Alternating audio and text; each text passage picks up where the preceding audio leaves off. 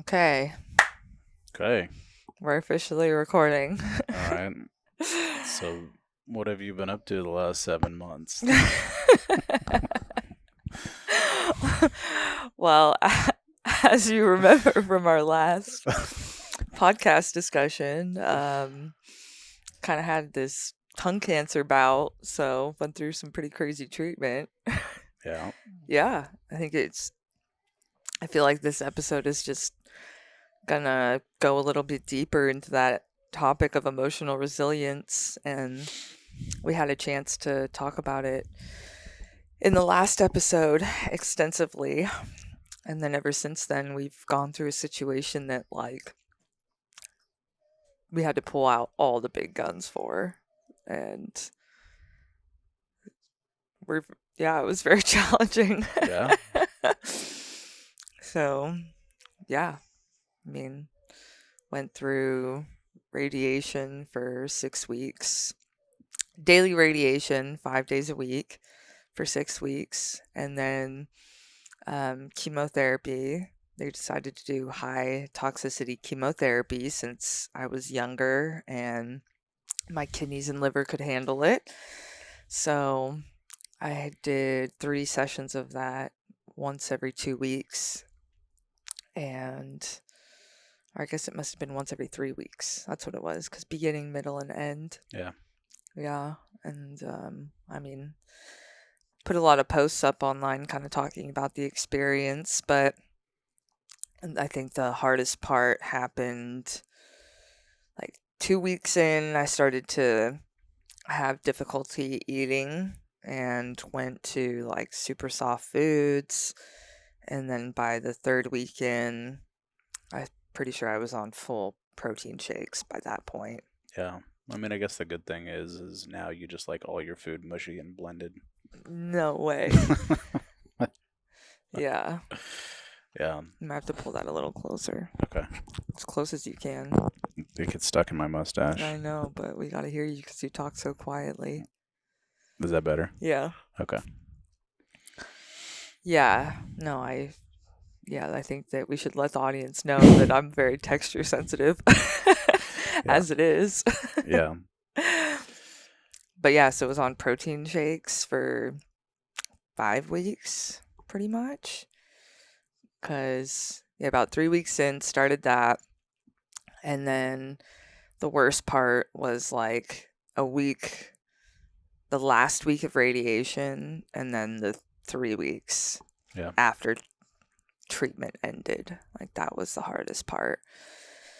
So I had blisters on my tongue and in my mouth and all over my like neck on the outside and on my throat. So there was all these challenges with talking and swallowing, and fortunately I was on some good painkillers, and I got introduced to these things called the tetracaine lollipops, Yep. which were Lifesavers. lifesavers. Oh my gosh, hands down.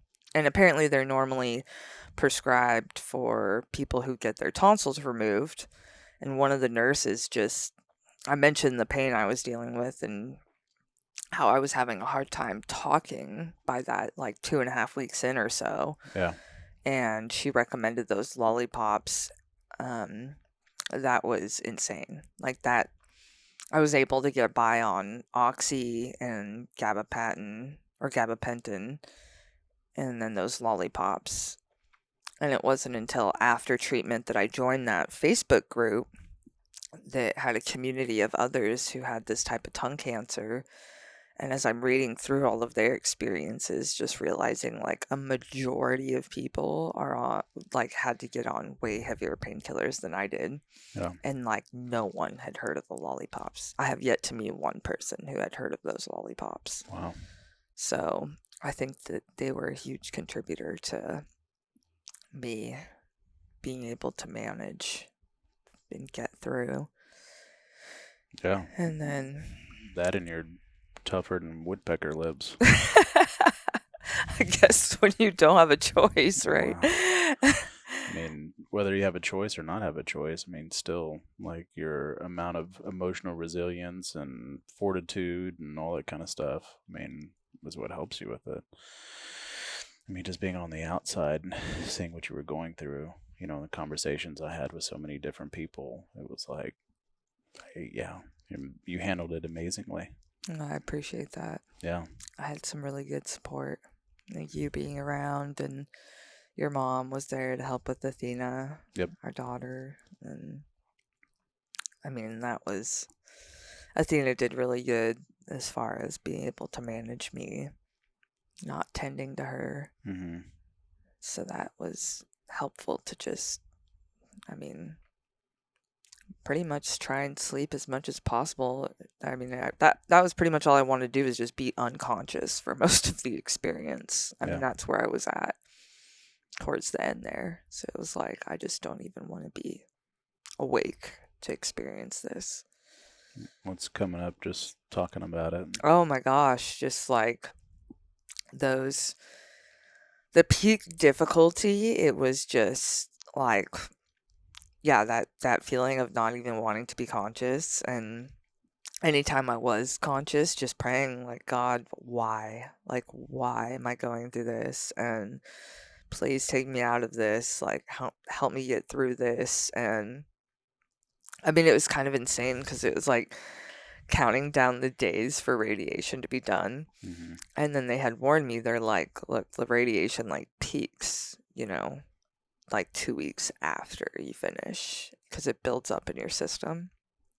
And then, so I'm like so excited, got the radiation done, had my last treatment of chemotherapy, and it was just like, pff, like I was just like laid flat for weeks. And that was the most challenging part of it all for sure. And just the pain, the lack of, like, I had to have something in my stomach to manage the pain medicine, but it was so painful just to even drink the protein shake.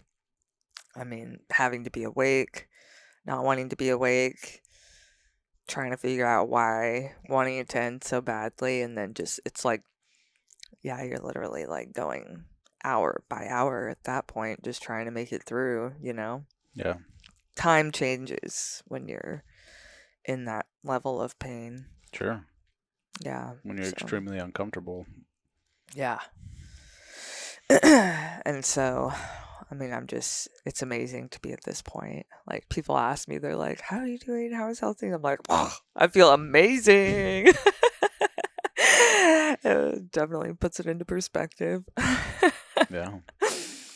It's Yeah. night and day. Yeah, absolutely. So I'm so excited, and just felt, I mean, I have to speak on how pivotal social media was, because like I think that if you recognize where social media is at in the world, you see the evils of social media. Like, it's all about, getting likes, and it's this very attention focused, Constant comparison to other people. constantly, an attention seeking mentality, right? With people who are really active on it for the most part. Yeah. And I had always like had that perspective on it, And then at the same token, if you have your own business, it's like a necessary evil to deal with. You have to engage with it. Yeah. But then with treatment, like I put some posts up about it, and I mean, it was insane. Like how many people were following my story and like communicating with me, reaching out to me, just sharing notes of support to me. I mean, it blew my mind Yeah. that, Your friend made the shirts and the handbags and all that kind of stuff to help us raise money for it. yeah, I had a acquaintance who I wasn't even that close to from like middle school, Mm-hmm. reach out and create these logos, and then put them on this website called Bonfire that put them on sweaters and shirts and totes. And it was a fundraiser campaign. Yeah. And then had another friend, another acquaintance, at the time, create a GoFundMe page for us. And I mean, the majority of that funding went to paying for doctor visits, flights, but like 90% of that though went to my egg harvest. Mm-hmm. So because of the toxicity of the chemo, we decided to get some eggs of mine preserved since we still want to have kids. And that is not covered by insurance at all. Yeah. And so and it's super expensive. And that was amazing that so many people like stepped up to contribute and help with that, so that we could have a guarantee of being able to have kids again. Mm-hmm. Because it's still unknown at this point. Like, I haven't gotten my ovaries tested. My menstrual cycle still isn't regular. Like, there's no guarantee at this point. Still, we just don't know. But yeah, that was just insane. And then I think just going through the treatment for me, like knowing, or being able to read all the notes of support and encouragement and like people just cheering me on through it was insane. Mm-hmm. Like, I never realized how important that would be until I was really like at the end, and being able to look back, because I felt like I was in this pain and drug induced haze, for a chunk of it. Fortunately, I was, but being able to read it in the moment was helpful, and then to go back at the end and look at the post and just be like, oh my gosh, so many people had me in their prayers and thoughts, and afterwards feeling like, afraid to live, because I genuinely try to be a good person and try to be mindful and intentional in my life, and then had that type of situation come up. Literally, that whole cancer journey started 2 months after birthing our first kid Mm-hmm. and stepping into motherhood. And then, so afraid to live, like, if this happened to me, like, what could happen? What else could happen? What could happen to the family? And then afraid to die, because it's like, we're not out of the weeds yet. We really aren't out of the weeds until I'm 2 months or 2 years free of cancer with clear scans. Yeah. And so it's like the fear and anxiety of living and not knowing how to live and manage that drove this need to feel that God was real. And that just launched like a whole new life for me. Yeah. Just for you. Well, I don't want to speak for you. Did it for you too? Yeah. Yeah. It was interesting during that time. Especially towards the end of your treatment. I had made a goal, that I was going to try to do 3 races in, I don't remember how many months, 5 months, 6 months. Something like that. Yeah. And so I did the Spartan race here in Texas. Then I did the half marathon in Missoula, and I had bid off a marathon in September. And yeah, by the time the marathon came around, like, you were in the midst of the worst part of it. And my training was very challenging. I tried to switch up my shoes because I had read this book that talked about wearing flatter shoes is supposed to be better for you and everything. And I made too big of a jump too quick. And so then I developed tendonitis on my tibia, both sides. And so it was excruciating to drive, which was weird. So I was able to walk and stuff like that, but the driving was awful. And then, obviously the running was hard too. And I was getting to the end of my training, and it was like, I remember thinking in my head, like, this is the one thing that I have that's helping me cope with all of this. Like, why is this being taken from me? And being angry and frustrated and thinking about, like, I just need to get through this. I just need to accomplish this goal. Just please let me do this. And I remember talking to a couple different friends of mine, and they were like, "Have you thought about turning to God and praying?" And I said, I just heard them out. I can remember both conversations. I was sitting in my truck outside the house, getting ready to go inside, and you know, go back to the reality check of what life was at that time, and thinking like, I don't think you're listening to me, guys. Like, I need something real. Like I need like a real tool, or I need you to tell me something that's gonna really help, right?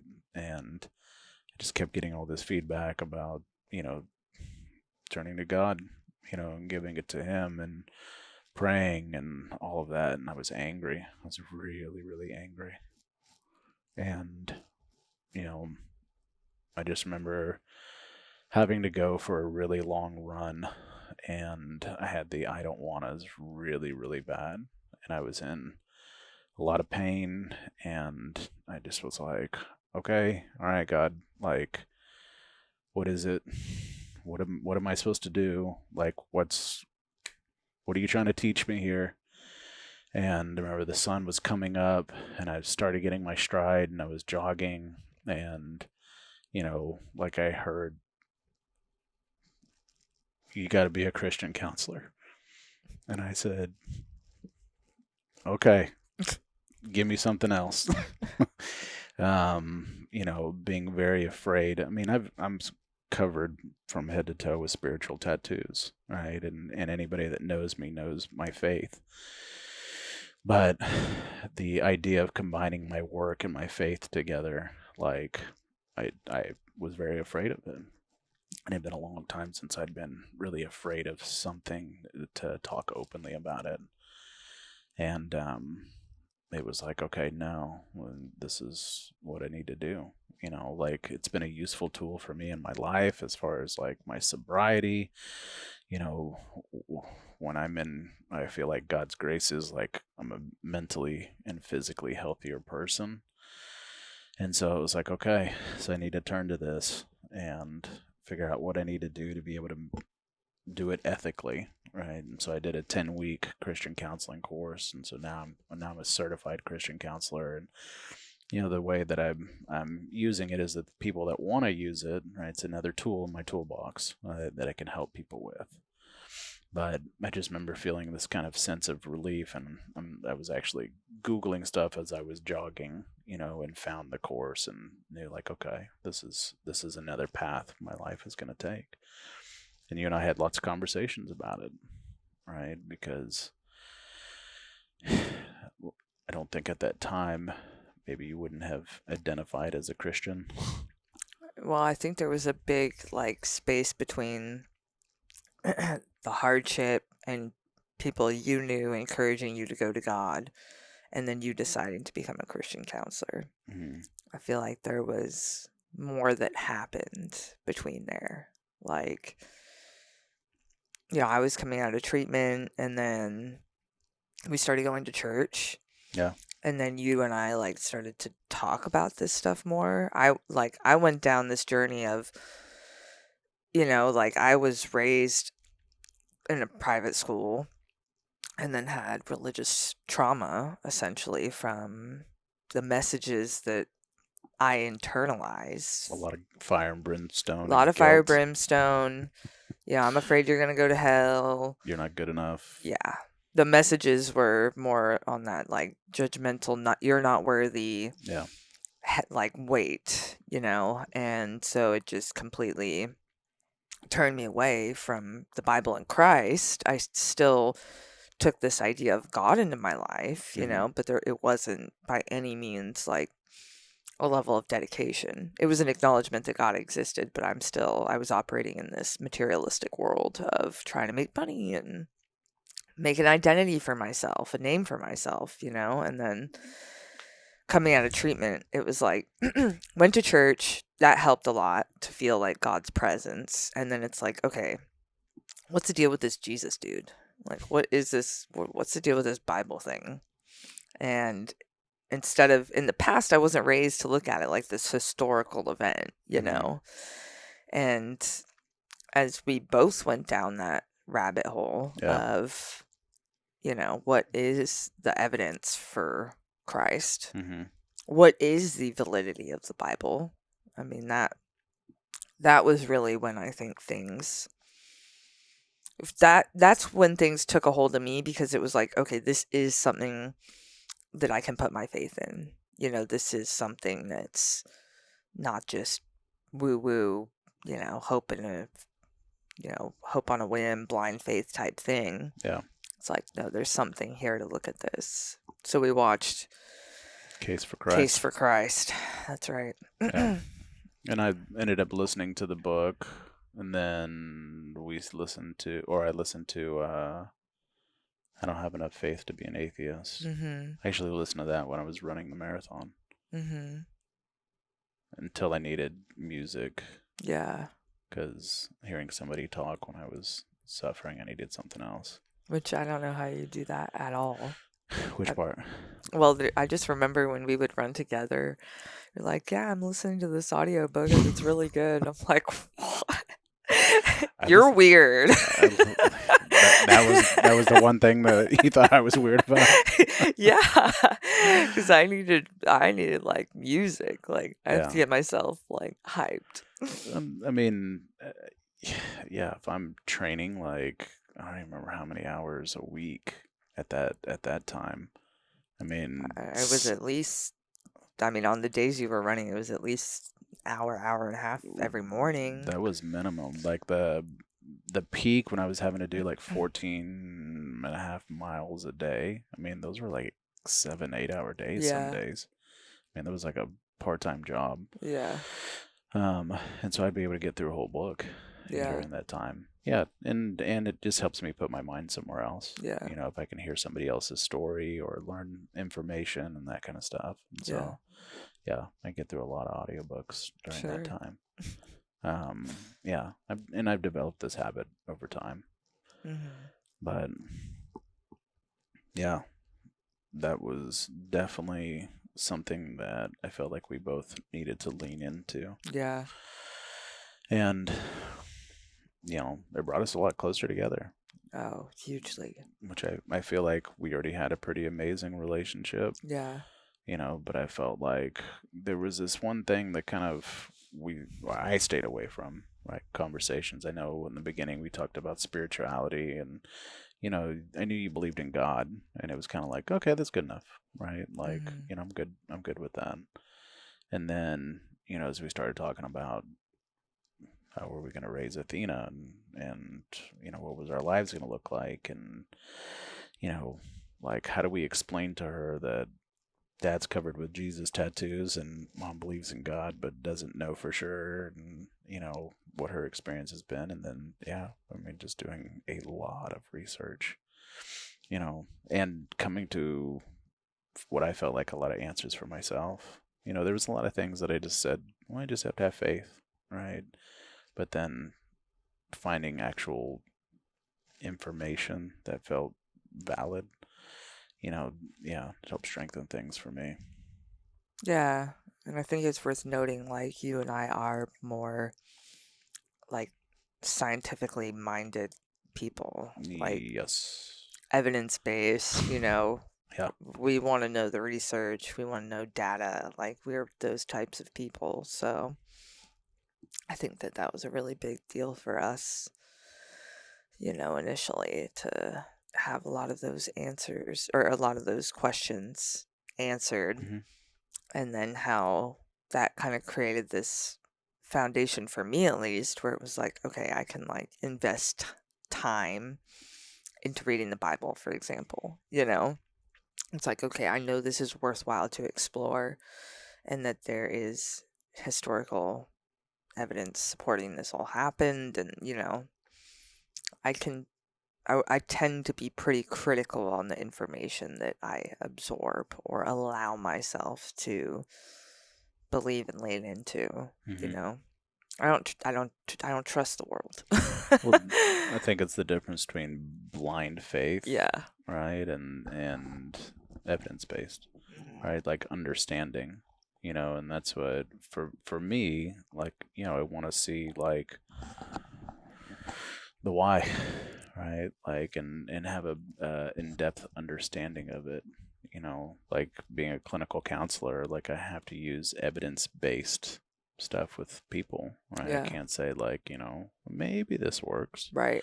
right? Like I have to back it up with stuff. And so that was one thing I appreciated about the class, and a lot of stuff that you were sharing with me, like, what you were finding about prayer and healing and all those things. I mean, that was really helpful for me. Yeah. Well, I think it's worth pointing out, like, there's that book, I Don't Have Enough Faith to Be an Atheist by Frank Turek helps answer four primary questions, right? Like, does is does truth exist? Mm-hmm. Does God exist? Is what was the third one? Oh, it was the New Testament true? Mm-hmm. And then the evidence for Christ. Yep. So he goes through and methodically in that order answers those questions. Because like the whole premise is like if there's no thing as truth, then there's no way you're gonna figure out if God's real, right? Yeah.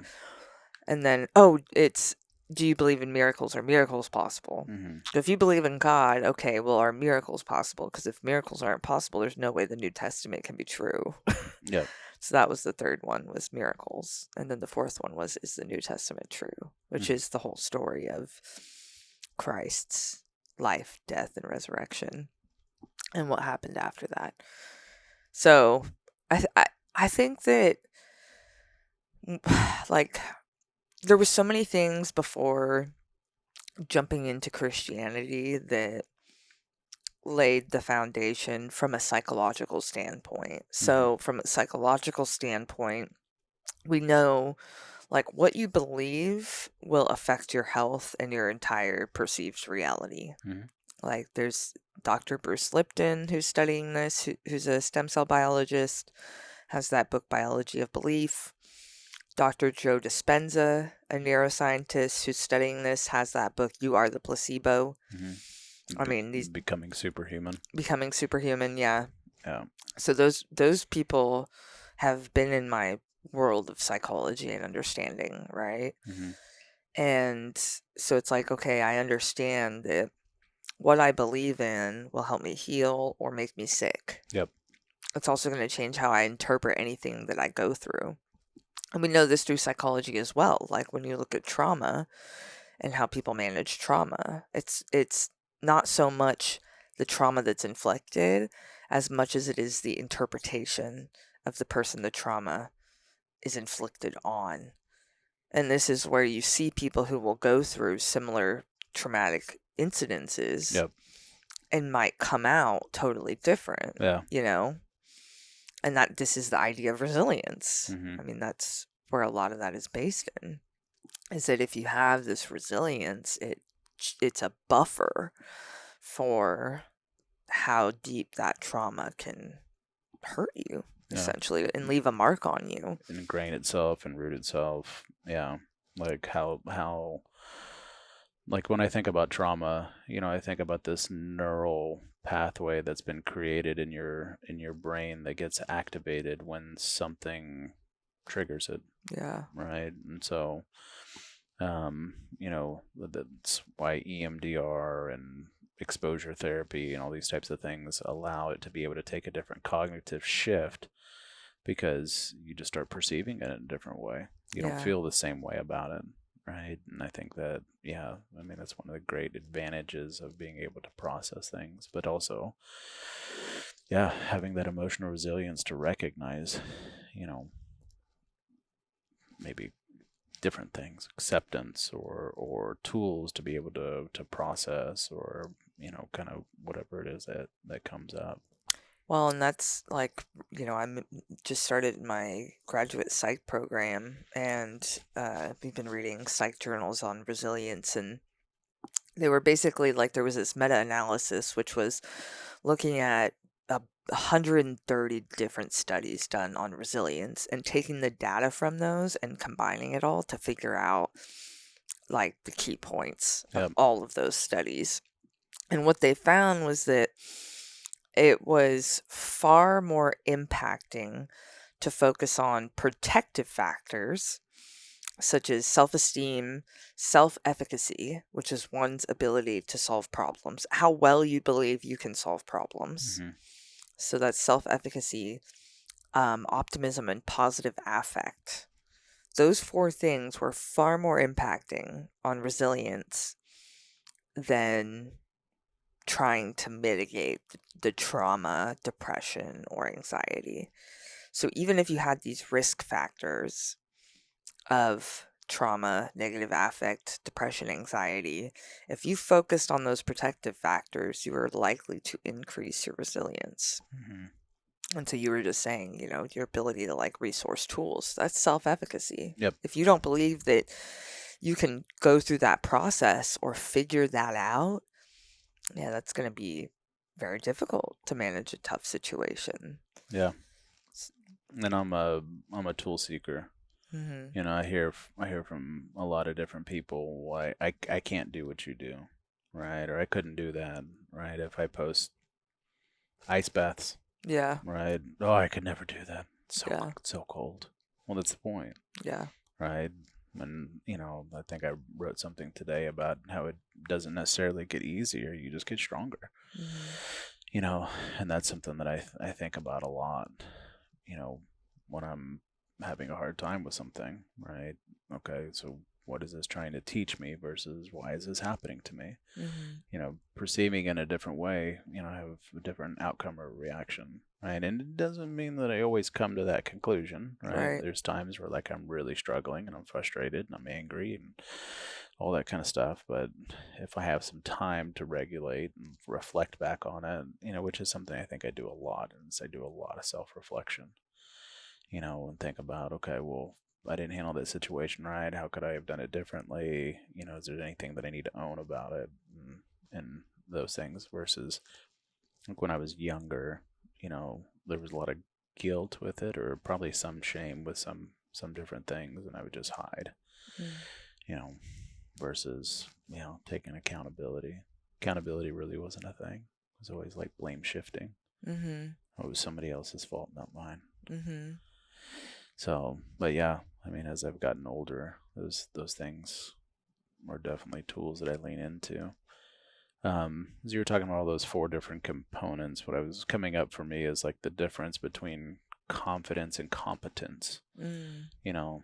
That was, what I was thinking about is all those things that you were mentioning, right? Those are things that lead to competency, right? Confidence is what you exuberate, right? But I feel like people can put on fake bravados and that kind of stuff, but competence is something you can't necessarily fake, right? Like that saying, you fake it till you make it. Mm-hmm. I don't like that one that much. But I'll say I have a love-hate relationship with it. Yeah. There's times where I feel like, it's appropriate, and there's times where I'm like, it's a cop out. Yeah, I think it's in my mind, the difference is like internally, right? Where it's like fake it till you make it. There's this aspect of discipline Mm-hmm. that you kind of have to call on, right? It's like the ice baths, for example. It's like, I'm not confident in this, I'm super anxious. Like when we first started, I mean, I was like the night before, like super high anxiety about it.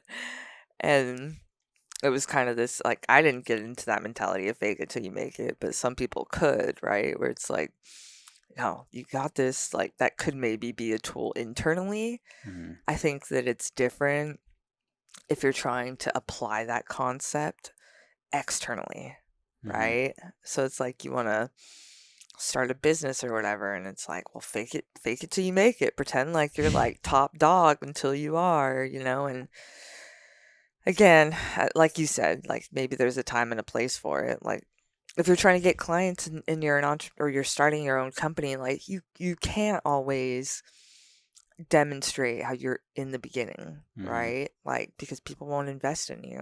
Like that's just the reality, but it can't diminish authenticity. Yeah, but I mean, don't you feel like that's where genuineness is such a powerful tool of just being like, I'm new at this, but I'm passionate, and this is something that I foresee happening, and I don't versus know. like somebody trying to fake it and pretend like they know everything. I feel like I see through that. Yeah, I don't think you pretend like you know everything. You just don't fully disclose how new you are to it. I, yeah. I mean, I'm just thinking back to like the beginning of my drone career, for example. Hmm. Like, I mean, I was so nervous. My first paid job was filming Jane Fonda on the Ted Turner Ranch down in Bozeman.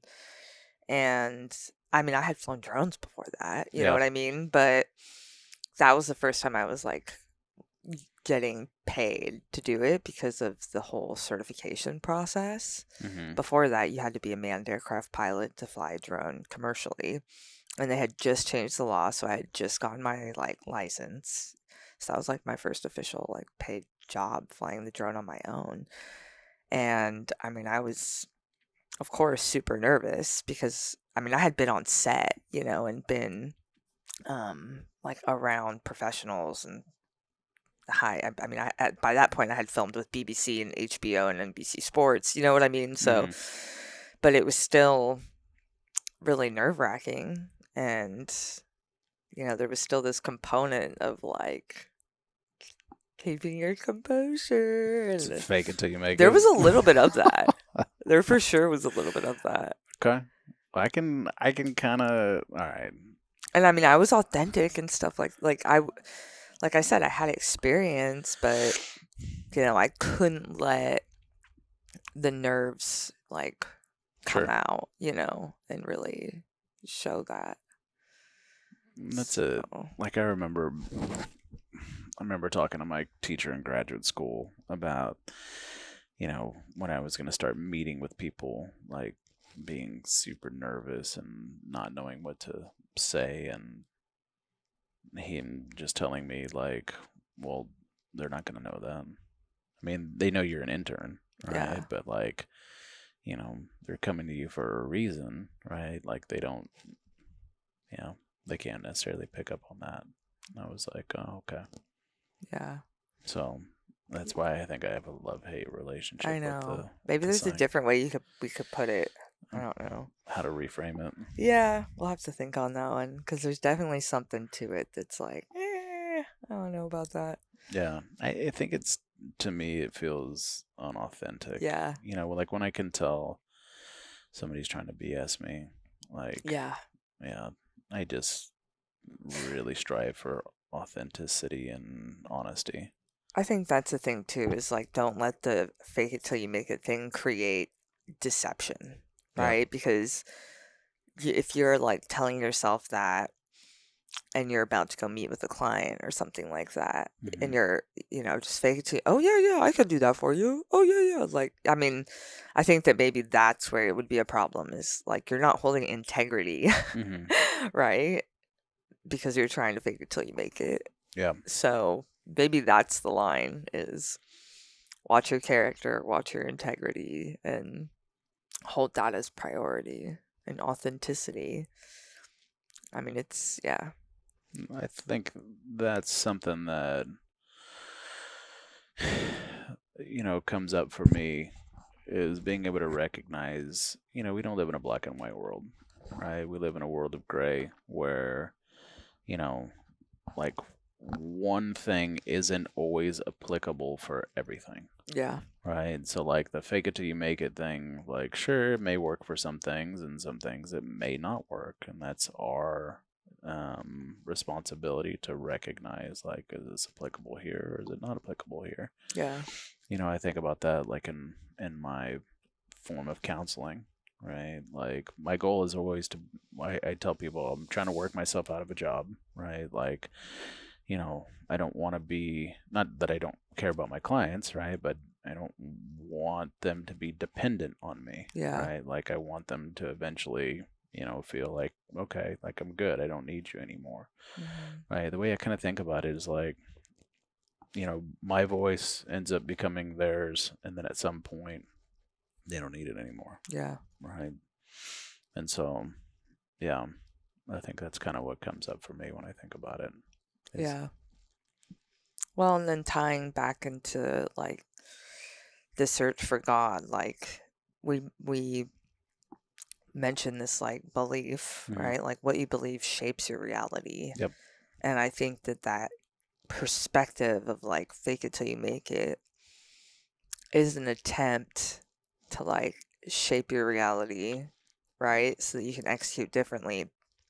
But now that we've discussed the nuances and ins and outs of that mentality, I wanted to highlight how, like, for me, some of the most captivating concepts within the Bible are centered around this perception of who we are. Mhm. And so, the like, of course, the gospel is centered around the death and resurrection of Christ, but it's and like being Christ-like.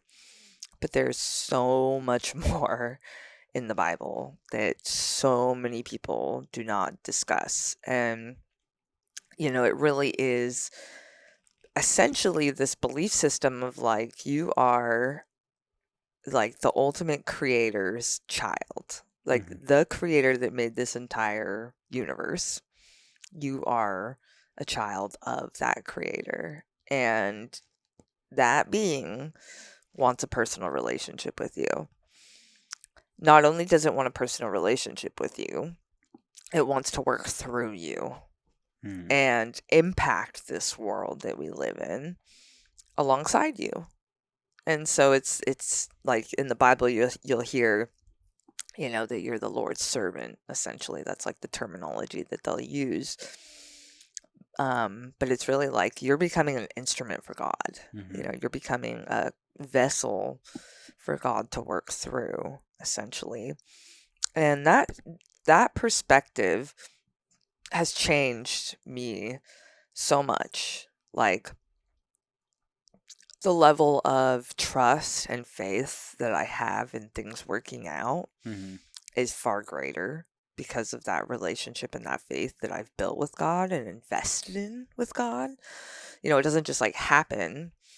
I mean, it takes time and prayer, and like reading the Bible has been a huge contributor to my faith because Mhm. I'm getting to know God through the Bible. And I don't think that there are many other areas or other resources you could use to build a perception of God that you can go and test.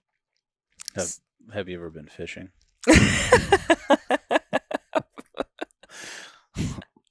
Is that when That you really see God? that's yeah, that's when God is the most real for me. When I'm going out over the bay and the sun's starting to come up and there's all these majestic colors that are coming up, right? And it's the creation of a new day. You know, I was out fishing with Sally, and I just told her, I said, I feel like people that maybe don't believe in God haven't really watched a sunset like this or a sunrise like this. To me, like there's got to be a creator, right? There's got to be something that has made this. That's what conceptually makes sense to me. I mean, it kind of always has.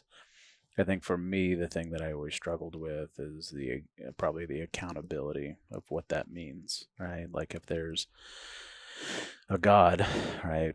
What does he want from you, right? And are you willing to heed that call? And for me, for the longest time, it was like, no, right? Because if I wasn't living a godly life, right? Like I was very selfish and self-absorbed and in depth with addictions and all that kind of stuff, and I didn't want to have accountability to something outside of me, right? Because I didn't have accountability for myself, right? So much less have something else that was going to make me feel guilty, right? And so, I think that's why faith is such a big component of sobriety.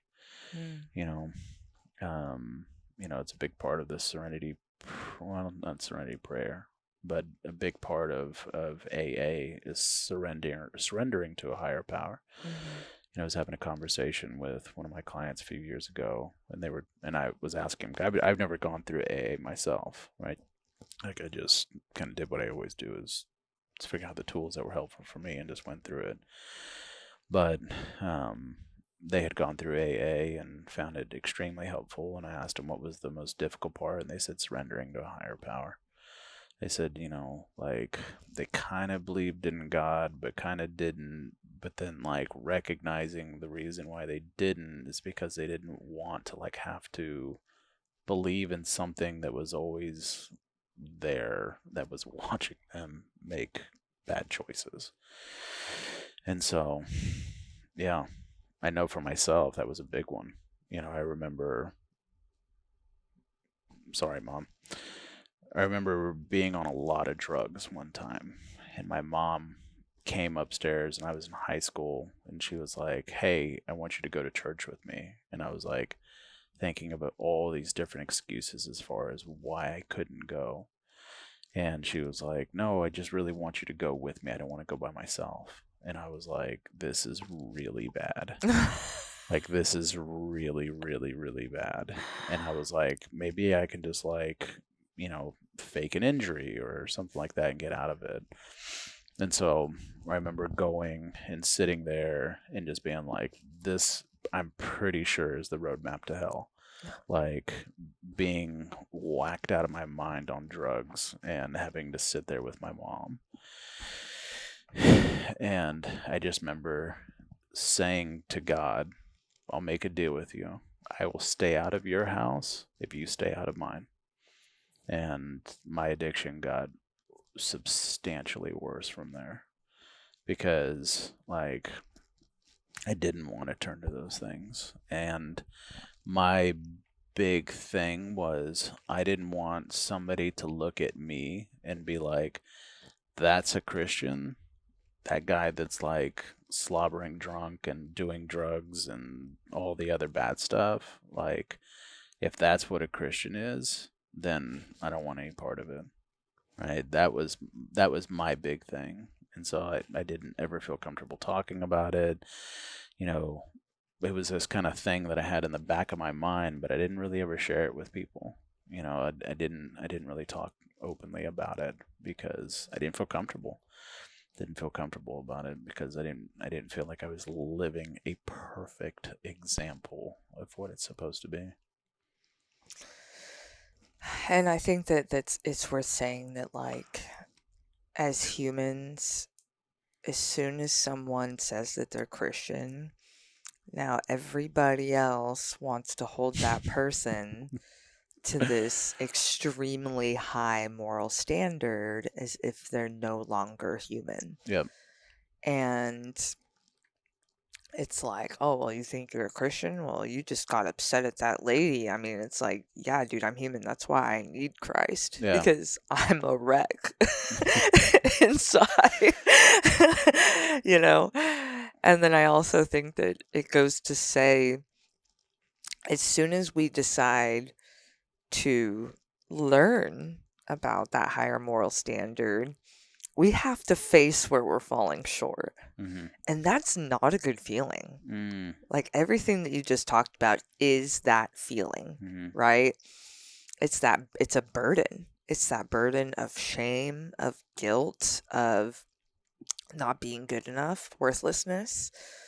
We go through a judgment, right? Like, Mm-hmm. that gap is shown to us. And I mean, this is the attempt Christians make to talk about why Christ died and why he was resurrected, was so we can cast that burden on to him. And his death and resurrection was a reconciliation of us and God getting on right ground.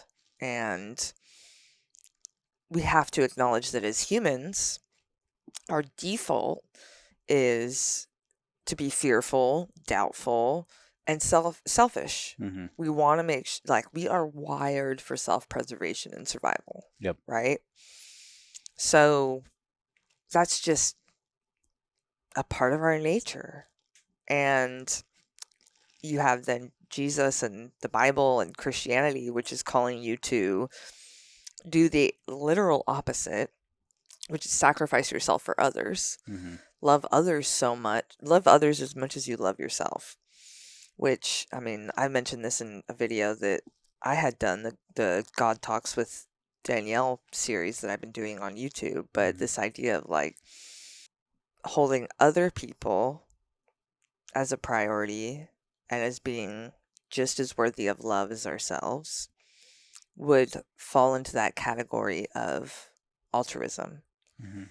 which is, I mean, we've even gotten into discussions about how this is a debatable concept Yep. as to, in evolutionary psychology, as to whether or not that's even possible. Yeah. And if you were to talk to an evolutionary psychologist, they'd point out to you that the only place we're really seeing altruism, even in a close sense, is with kinship, with people who are related to us or who are family. But then comes in the debate, okay, but are we really doing it for them? Because we are supported and receiving a level of support and connection from that relationship, Yeah. right? The only example that I remember them bringing up when I took my evolutionary psychology class is when somebody sacrifices their life for somebody else. Right? So like when somebody jumps on a grenade in battle, Right, right? Like their existence no longer, right, that's it. And so they're not going to get anything back in return by giving that great sacrifice. right, And so that's the example of what they call true altruism, right, that I've heard. And I think once again, it doesn't have to be so black and white, right? Like I think I've met more altruistic people, right? Like, you, for example, I think that you do things sometimes very unselfishly in caring, and it's one of your attributes that I greatly appreciate, as far as why I fell in love with you is because it's something I greatly appreciate. And there's a few other people that I've met along the way that I feel like they give, just not necessarily just to get something back in return. People that have contributed to the nonprofit, that kind of stuff. I feel like is a big one. Well, on a real like application level, I feel like my faith in God has just broadened my perspective of purpose and time. Yeah. So if you're in this world of like, I only have until I die, right? Mm-hmm. Like this is my set life. Um, I mean that puts a certain type of pressure, and it also lends itself to a more materialistic focused life, Mm-hmm. right? Because you're trying to figure out how much you can accomplish and gain and achieve within this set timeline on your own, versus when you're in this mentality, and again, this is like from a psychology standpoint, when you're in the psychology of, I'm here to do God's will and tune into what that could be by being observant, being intentional, notice not taking everything as a coincidence, looking at how there is deep meaning Mm-hmm. in relationships, in experiences, and it's our job to interpret that meaning.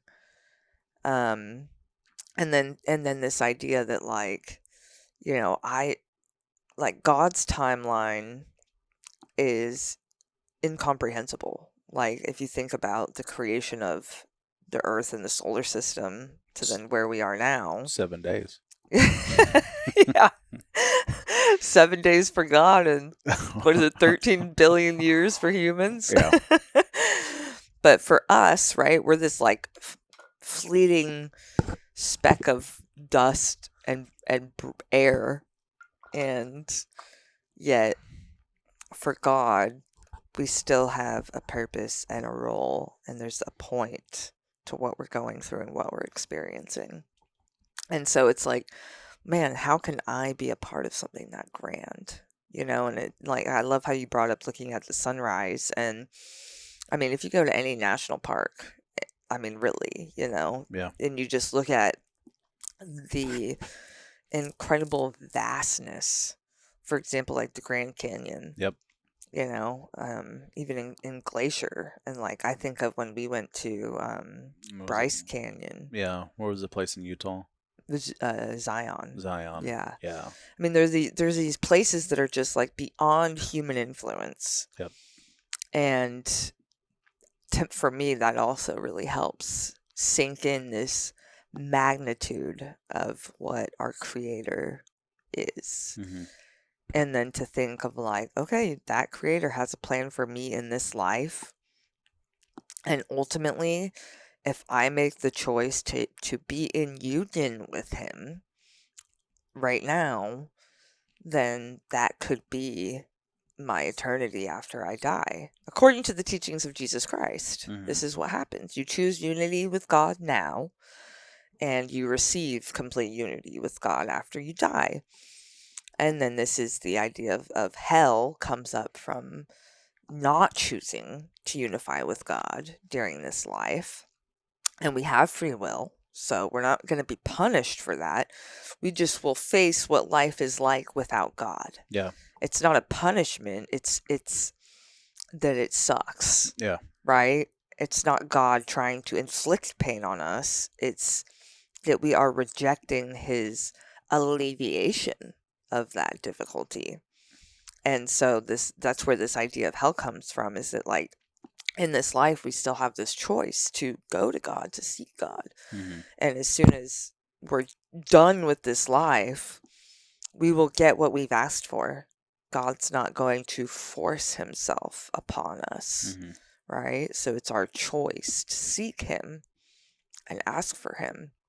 I think I like Frank Turek's explanation where he talks about, that, you know, somebody can't force you to love them, Yeah. right? And it's not genuine if it's not a choice, Yeah, right? he equates it to like a woman being constantly pursued by a man. And if Mm-hmm. she's like, no, dude, like, I don't want to go on a date with you. He's like, come on, please, come on, go on a date with me. That'd be extremely inappropriate, right? Mm-hmm. It's the same kind of concept. Like, God, if we keep telling God, no, I don't want you in my life, or we just don't seek him, God's not going to force himself on us. I also recently heard a joke that I really, really love, and it goes like this. So, a man who is in ministry school went to a barber shop and told the barber, yeah, I want to become a pastor. I'm in ministry school. And the guy's cutting his hair. He's like, God doesn't even exist. I don't even know why you would go to ministry school. Like, that's literally pointless. And the guy just kind of sat there and, listened to him, didn't really react or respond to him, got his haircut finished, paid, and left, and went out and saw a homeless dude with really scraggly beard and just crazy hair, and took him into the barber and was like, barbers must not exist. Look at this guy. If barbers existed, why would there be this guy out there, looking like this? And barber's like, well, he never came in and asked for a haircut. And the up and coming pastor was like, yeah, exactly. This is like God. We have to go to him and ask for his presence, ask for his assistance in our life, right? Mm-hmm. We're going to go through pain and suffering in different layers of life because that's just an inevitable part of life. Yeah. And it's that requesting of God that is the influence and that kind of shapes what we go through and experience, and that might change or alleviate some of that pain and suffering. I think that's what comes up for me. I'm older now, that there's lessons to be learned through suffering. You know, I think when I was younger, that was something that I really struggled with, right? I think very commonly it was, why is this happening to me? Like I'm not getting what I want. I'm not happy with my life, all these different things, right? And the suffering is what forced me to make different decisions to get better outcomes, you know. And that was something that I struggled with greatly because I just wanted the easy route to everything. School was extremely difficult for me, right? And so as soon as I had a professor tell me, my freshman year of college, like, I don't think you're going to be able to pass statistics. Like, you probably should be looking at doing something else, like maybe a craft, which meant you should go work construction. Mm. It was like, oh, okay, well, I'll find something easier. All right. And that's the reason why I changed my major 6 different times, is Mm. because all of them required some type of work, right? But I wanted something easy. I wanted it just to be handed to me. Mhm. If I spent enough time in school, they would just hopefully just give me a degree. Right. It didn't happen, Nope. right? What is it from Tommy Boy? There's lots of people that go to school for 10 years. Yeah, they're called doctors. So, but yeah, I mean, the lessons through suffering and discomfort and all that kind of stuff. I mean, I think that's, to me, a great motivator. There was a really good book that I read during the marathon training called The Comfort Crisis, Mm. that dove into a lot of that. That a lot of times we do things just until we're uncomfortable and then we don't do it anymore. Mhm. Right. And, you know, I think most people avoid that. I think David Goggins talks about everybody has an internal governor that kicks in, Yeah. right? And when that governor kicks in, you tend to back off of it, but you can push yourself quite a bit further. And I enjoy experimenting with that. There's Mhm. a reason why I like doing the races, and why I did the cage fight and all that kind of stuff, is Mhm. because it tests those things. I think the stuff I really like about the races is a lot of it is interdependent on myself. Mhm. Like when there is a level of accountability that I know, with some of the obstacle races, I'm going to have people that are doing it with me. But a lot of my training I do alone, Mhm. and so to me, it takes way more self discipline to do it on my own, to have the accountability to get up and go work out and all that kind of stuff. Yeah. Which to me, like, there's times where I'm just picturing, like, just sharpening a knife. I'm Mhm. just sharpening the knife. I'm just sharpening just hitting the whetstone, trying to get better than I was, the week before. But that avoidance or seeking comfort, right, is a big one. When you wake up and I call it the I don't wannas. Mhm. When I have the I don't wannas, where I just wake up and I'm like, I don't want to get out of bed. I'm comfortable. It's cold outside. Or I'm about to go get in some ice, that kind of stuff. And you start seeking all these different things to avoid it. Mhm. But I've gotten way better at tackling those things. I remember, when I was younger, the depression was so bad that just even getting out of bed was a challenge. It was like, I just don't want to face the day. I don't want to get out of bed. I don't want to do anything. To think about where I was to where I am now, I mean, it's substantially different. It's like a different person. Doesn't even seem like, I guess, my life, kind of want to reflect on it. Except for I'm not wearing the same underwear, but the exact same pair. But you know, I know it was me.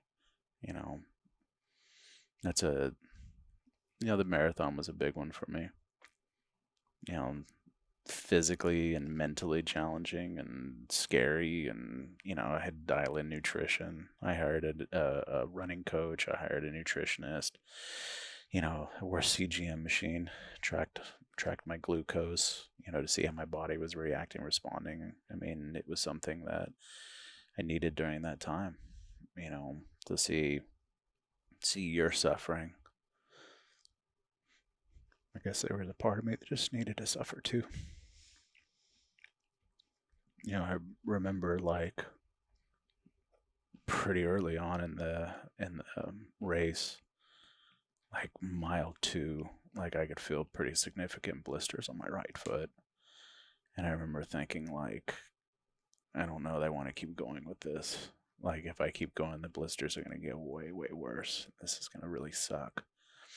And I remember thinking, like, okay, like, it's not that big of a deal to cop out, right? Like, maybe it's just not my time right now. I can look in several weeks or a month to try to find another race. And then, I thought about, you have blisters in your mouth, and that wasn't my choice, right? Like, you're having trouble swallowing and eating food and all of that. Like, I'm doing this by choice. And I said a lot of very unchoice words to myself that maybe I won't repeat on the podcast, but basically, like, shut the F up and keep running. And I did. And I don't think I felt my feet blistering until the very end. And I took my shoes off, and both feet were pretty significantly blistered. But changing my perception on things and recognizing, like, I worked hard, I want to do this, like, I need to accomplish this, I was able to dig in deep, and thinking about your suffering at that time helped me cope with mine. you know I think realizing somebody's always got it worse than you, Yeah. you know I think that's a big one for me. Yeah. 100%. I think that's, I mean, another big aspect within how the ideology and psychology of Christianity can be a support. Yeah. We are asked to identify our suffering with Christ's suffering. And a lot of people I've heard make comments like, well, I'm not trying to compare my suffering to Christ or anything. And it's like, no, the Bible tells you should. And I think it's because of exactly what you said, is that it creates this shift in perception over the suffering you're going through. Like, our suffering will never be equivalent to being beaten and tortured by Roman guards and then being crucified on a tree. And like that will definitely put it into perspective. And like you said, like, understanding what hardships other people could be going through as well. It's not I think humans can get into this weird place of trying to minimize what they feel and experience, Yeah. which is not healthful. But it's about, like you said, perception, right? It's about, and you kind of voiced that power of changing your perception over it, and how the pain did diminish, at least enough for you to finish the race, Yeah. right? It was enough to continue, right, and get forward. Yeah. When I was able to put my mind somewhere else, Yeah. thinking about that, it was like, yeah, I have no, I don't want to say right to feel what I'm feeling, right? It may have been that at the time, because I just needed to really dig into something to, like, Yeah. get me through it. But, I just remember thinking, like, yeah, you made a choice to do this, like, and you're wanting to cop out, like, your wife didn't choose this, and she's enduring it better than most people that I could imagine. There's no cop out. Yeah. There's no way out. Yeah. It's insane. No, but I think that the running and you having that was huge for your mental sanity and your stability through it. Because, I mean, I remember at the end when I finally was like getting my wits about me again, I remember it feeling like, it was like our relationship was on pause for like 2 months, like we didn't have, I wasn't present, I wasn't emotionally and mentally available. Yep. And so we didn't have that connection. And then, once I was like healing, we were like spending more time together and actually talking and having intellectual conversations again, and I remember us recognizing the absence of that and having that again. how big of a deal that was. Yeah. Yeah. Love you. I love you. What's coming up? I'm glad all that's in the past. Whew. Yeah. Yeah, it's crazy because now I'm in this place of like navigating moving forward, and like treatment was this huge recalibration for me, because it's like I want to be so much more intentional with what I bring on my plate, and so much more intentional with how I manage my stress and what I commit myself to. And um, I want to aim for that higher purpose of fulfilling God's will, not just my will. And, the attachments to achievements that I have. And um, there is so much relief in that, and really just being intentional moving forward of like what can be let go of, and not, treatment was like this recalibration. So it's like there's this past life up until then, right? Yeah. And then now this new life, it feels like. And it's like, well, what do I really want to bring in from my past life into this new life, And just being in a totally different place. And so as I reflect back on that whole treatment situation, it was a part of my past life, like Yeah. is how it feels, enduring that. It wasn't until after that pain, after that treatment, that I feel like I stepped into a new life. So Yeah. it's crazy to reflect on, right? Because I've been so attentive and fixated into this new life right now and being really intentional with it. So then to mentally go back to that time, even though it was just 6 short months ago, Yeah. it just feels like a world away in many senses, because I do feel so much better than I did. And it took, 4 months to really mentally get back to some sense of being able to operate normally in just basic essentials of life. Yeah. Caring for Athena, caring for the household, caring for our relationship. It took 4 months to get to that place of not feeling overwhelmed by those necessities. And then now, being back in school, trying to do more with the nonprofit, and again, just still in the midst of just that intentionality, moving forward, taking on more like cooking as a role in the household, and then definitely going to start working out, running again. I've been doing light working out, like squats and very, very light, minimal stuff. Yeah. Yoga, and the cold plunges. But that's the next thing to integrate. Well, and we've had a lot of conversations about optimal health and living and all of that. I notice a huge difference in our eating habits, right?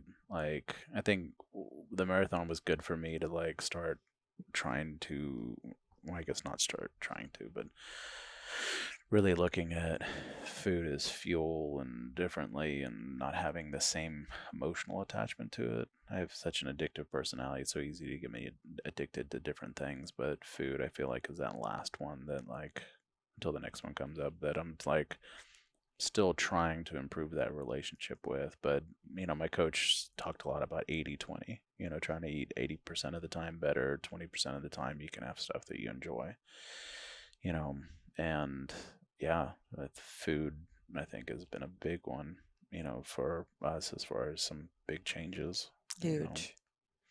making better choices, trying to recognize like, is this something that I really need? Yeah. I mean, it's so interesting to see like we both were going through like our own experiences, and then recognizing like the path of those experiences were essentially like keeping us in harmony as we move forward, right? Like you were focusing on your racing, you working with this nutritionist, starting to shift your mindset around food being fuel. I had this complete stripping away of food, and I used to be very attached to like sugar, sweets, flavor, driven, Yep. and having all of that stripped away where I'm like eating literally the same thing every day for a month and a half, 2 months. Drinking. Not even Yeah, eating. not even eating, right? Yeah. Can't taste anything, in pain, like dreading it, even drinking something, totally dreading it. Yep. And then coming out and looking at like, okay, what do I need to do to keep this cancer at bay? And reading about ketogenic metabolism. And you had been doing the carnivore stuff when I was going through my second tongue surgery, and I did it for 2 weeks before that surgery, and you did it for what, a month and a half, Month. Yeah. and us realizing like it's not that bad. Yeah. Being able to eat bacon and eggs and cheese all the time and Steak. Steak. Ate a lot of steak. Brisket. Yeah, it was not that hard. No. I mean, it would be hard if you didn't like to eat meat. Yeah. But yeah, to me it was, there were some hurdles with it, but yeah, I mean, if there was a diet that was be designed for me, it would be lots of meat. But it caused us to like, whenever I remember we would go to the grocery store and it was just a whole new world and focus going to the grocery store for me, because before we would be like, well, what do we want to eat? What kind of flavor do we want this week? And you're going through a lot of the inner aisles trying to find sauces or spices or sides or whatever, right? And then with the carnivore, it's like, okay, we're gonna go by the cheese section, the meat section, dairy section, and then we're done. Yeah. And for me, it just helps simplify eating so much. And that was what kicked off like us just being super analytical about reading labels and ingredients. And then, like I jumped into this whole like ketogenesis research, and it just like harmonized so well with all of that, with everything you were doing. And it was just, like I said, it was crazy how we were like both on our own paths, but yet it was both of our individual experiences were keeping us like in harmony ultimately, Yep. But yeah, it's just so interesting to reflect on. Remember how hard it was to find lemon pepper that didn't have sugar in it? Yeah. We were gonna make the buffalo wings at home with an air fryer. Yep. And we were like, oh, lemon pepper. And like literally like every single one, we're like, what? Like it felt like the Twilight Zone. Yeah. Everything had sugar. And then we finally found one that didn't have sugar, but it was like the grinder kind. Yeah. So it just had like the raw ingredients. Yeah. And it still didn't. I didn't like that one as much. There was one from. Well, the one we have, that's the one we have now. Is it? Yeah. There was a different one that we found that I thought was a lot better. Was it from Flavor Gods? Oh, yes. Yeah. We need to order some of that one, because that was one that I thought was the best one out of all of them. Yeah, that one was good. Yeah. Interesting, the emotional attachment that comes up with those things. Yeah. But yeah, I mean, and then other things that we started doing, ice baths. Yeah, we all talk about the cold exposure. Yep. Trying to hit 11 minutes a week. And I think right now it ends up being closer to 15 minutes a week. So 3 sessions. Trying to get it as cold as possible. In Texas is a little more difficult. Yeah, well, Huberman says it needs to be cold enough that you are super uncomfortable and you want to get out, but that you can safely stay in. Yeah. And I think that like beforehand, I didn't realize like how cold 50 degrees was. Like beforehand, I would have been like 50 degrees, that's nothing, that's not that bad at all. And then now doing it and sitting in it for 5 minutes, it's like, yeah, it is that test of resilience. Yeah. That fly really likes you. That fly really likes my face. Yeah.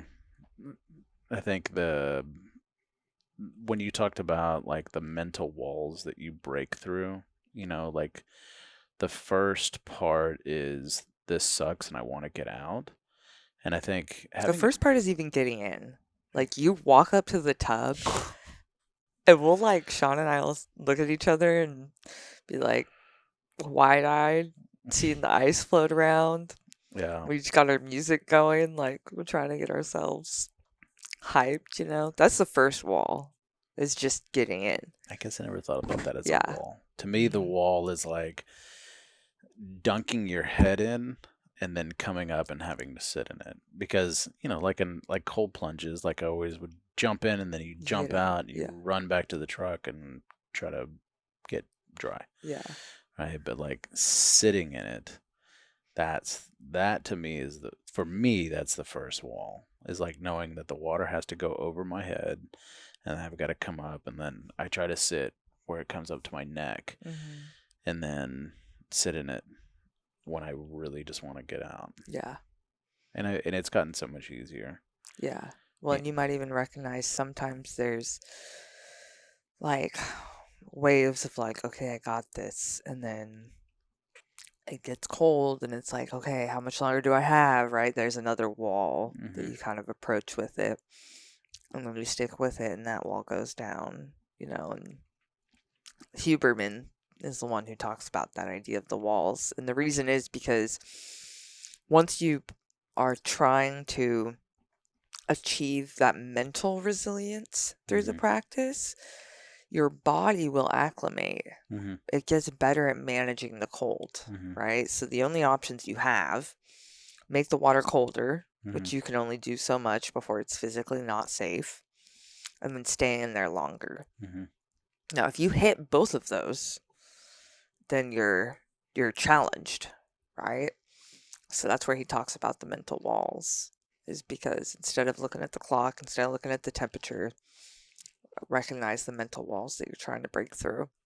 And he also points out that resilience is impacted by a lot of variables that change depending on the time of day you do the cold exposure, Yep. what other stressors are going on in your life at that time. That's interesting. Yeah, I mean, he explains this stuff in his cold exposure podcast on YouTube. Yeah. Well, so after doing the last veterans retreat and then doing the cold plunge that next Monday, um, like I didn't want to do it. Mhm. Really, really didn't want to do it. And I hadn't hit like a resistance like that in a while. Mhm. But I was just sitting there looking at the tank, and I was like, I don't have to do this today. Like I think you were gonna do it later, so it was just kind of like I can just start working out or go do something else. I was really, really resisting it, and I didn't really think about that I had just done a retreat for 4 days, minimal sleep, lots of engagement with people, lots of activities, all that kind of stuff, and I was probably hitting that threshold of that window of tolerance. Yeah. And yeah, and I just remember like yeah, hearing Debo in my head saying "Don't be a bitch," and just got in and made it through it. But yeah, that was I hadn't had that much resistance in a while. Yeah. But I felt a hell of a lot better afterwards. Yeah. I mean, that's been the craziest thing with the cold plunging is the first week we did it. I mean, I remember I was so anxious Yeah. the night before, like super high anxiety about it. And if it felt like I was a victim of the experience, you know? And then I had to have a pep talk with myself, like, okay, I need to know why I'm doing this. Like, I knew conceptually it helps with resilience. I knew it was going to help me with my thermoregulation. Mm. Like, that was a big goal of mine. And then my metabolism. Hmm. And there are three things that help mitigate and manage cancer: ketogenic diet, cold plunging, cold exposure, and heat exposure, Hmm. and then the autophagy, which is fasting. Yep. Your body goes into autophagy, which is self-eating. So those are the three things. So I knew, I was like, okay, to manage this cancer coming out of this treatment, I need to have these three things in my life. Like, it's just non-negotiable. Mm-hmm. And so the cold exposure was one of those non-negotiables, basically. And then I was also just, my resilience was dropped because I had been so uncomfortable for so long. I was deeply seeking comfort. And then Mm-hmm. I also was in that place where I was overwhelmed so easily. Like, Yep. remember how I would just get super overstimulated and over emotional, like, just because of what was going on cognitively at that time? Yep.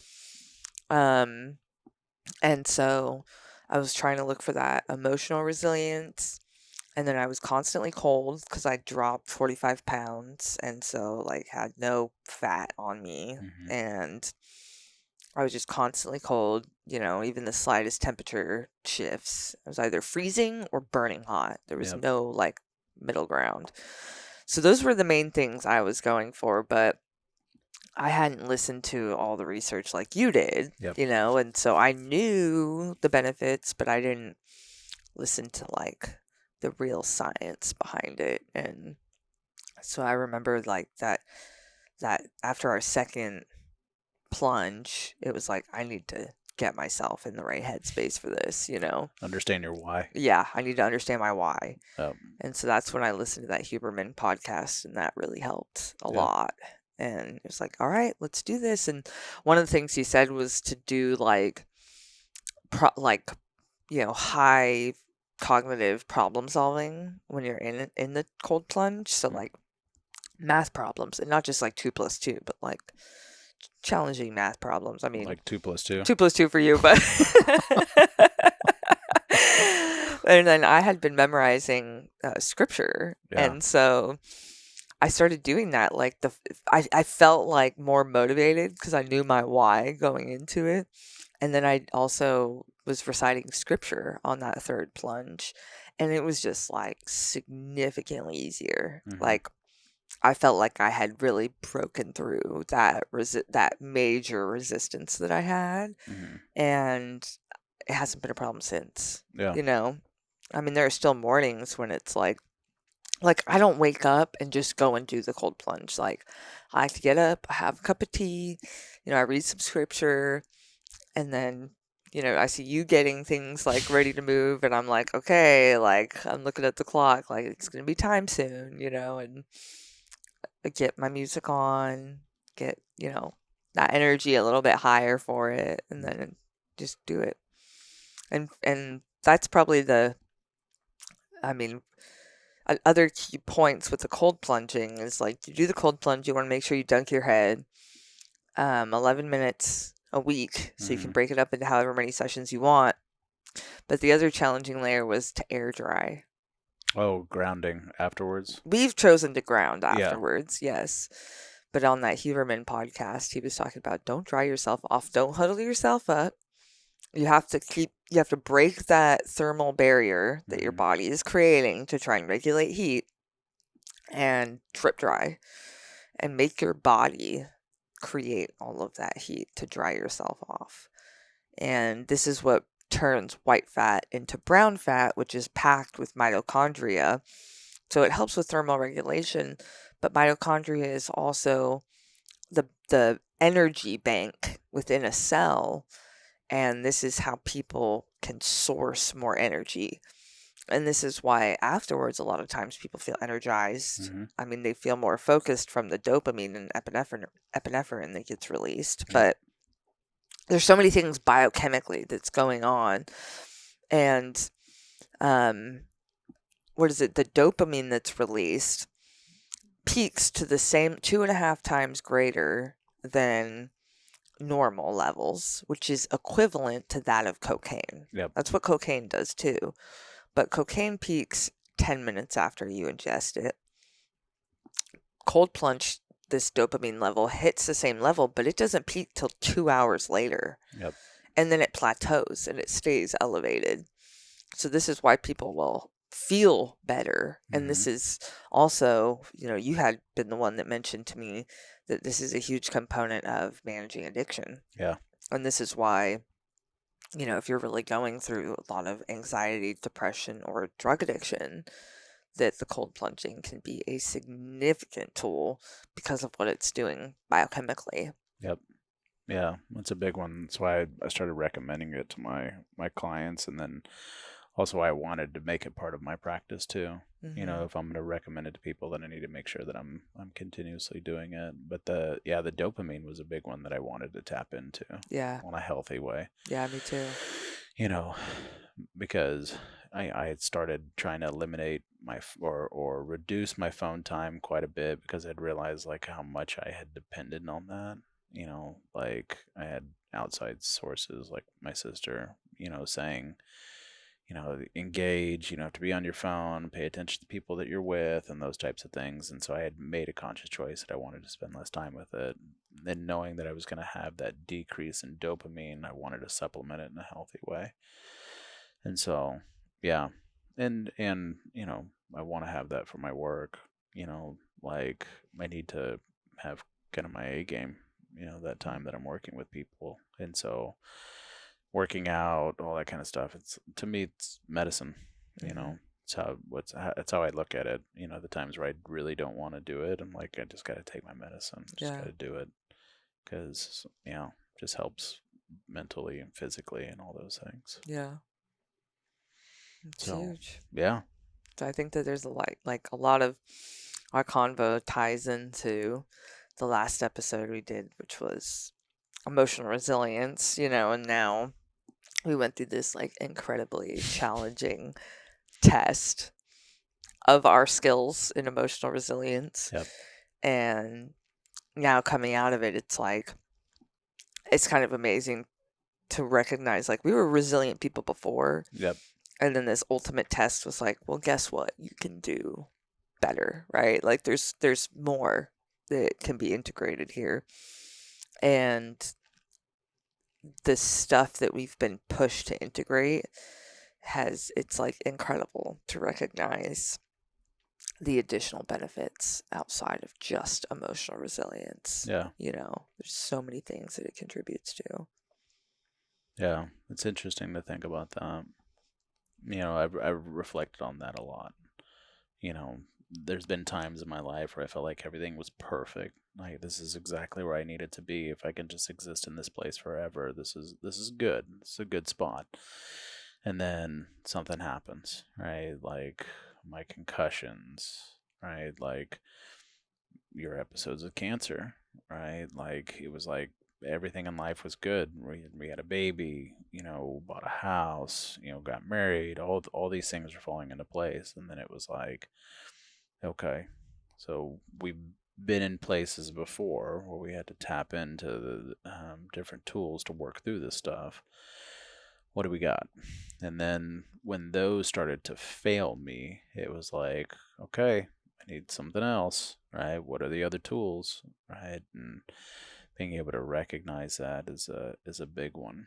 You know, being able to problem solve, right? Being able to recognize that we have the resilience and the desire to want to do better and be better. Yeah. When I see a lot of it, like for me, I look at a lot of the past and the hardship, and that it has all been accumulating to an influence of growing a deeper relationship with God. Mm-hmm. Um, and that is I feel very blessed to have that opportunity and to consider that so many people will live their life able to get by just focusing on the material Mm-hmm. and money and their work. And for whatever reason, God was like, nope, not you guys. Yep. I have more planned for you. And I think that there was this aspect of us, like both in our lives before each other, like had some type of relationship with God, right? And of course, that ebbed and flowed and was distant and all of that. But Like any relationship. like any relationship, yeah. But it was still like God had a plan, Yeah. through it all. And I look at it as a blessing that we have been brought to this place of attempting to unionize with God. And I feel like it's interesting, like before, like we started working on the nonprofit to serve other people, specifically, veterans and first responders. We've been trying to do trips for youth, through the for-profit company. And so there's this, I mean, look at what you do. You're a clinical counselor, right? Mm-hmm. Like there's a service to other people, Yep. right? Like I have it on my heart as well to be of service to other people and to recognize like it's really hard to do that without God. Like our human capacity of how we can serve other people is one level without God, or being on the fringe with God basically. Mm-hmm. But when you have that union with God, it is like the ultimate calling. It Mm-hmm. is the ultimate product of your faith and of your relationship with God. Yeah. And so I see like that there's this huge strengthening that's happened between us through it as we've grown closer to God individually. And then I mean, it's just like obviously going to flow outward, and even with this last veterans trip, like the support that we had and Yeah. the engagement that we had was amazing Yep. because it's like the first nonprofit trip since we have grown our faith. And to me, it's like black and white. Like we had like 3-4 times more people apply, Mm-hmm. and then we had like the amount of volunteers that showed up was double, triple Yep. what we've ever had just to help host it. We were able to hold twice as many people and attendees as before. Yeah. I mean, it's like you can already see God working, and that's been amazing. And donations wise, Yeah. we were concerned, like were we going to be able to do this with this many people? Hmm. And I remember thinking like, okay, financially, I mean, it will be a beanie weenie trip. Yeah. But then, people came through Yeah. and they donated, and yeah, I mean, it was amazing. Hmm. So, yeah, definitely see a lot of benefits and Yeah. prosperity and things that come through with it. Yeah. I mean, yeah, getting what we need. Absolutely. Well, We're an hour and a half, yeah, over an hour and a half in. as we're talking about getting what we need. Need to eat. I'm hungry. Lunchtime. Um, That was a good episode. yeah, appreciate you. Appreciate you. Love you. I love you.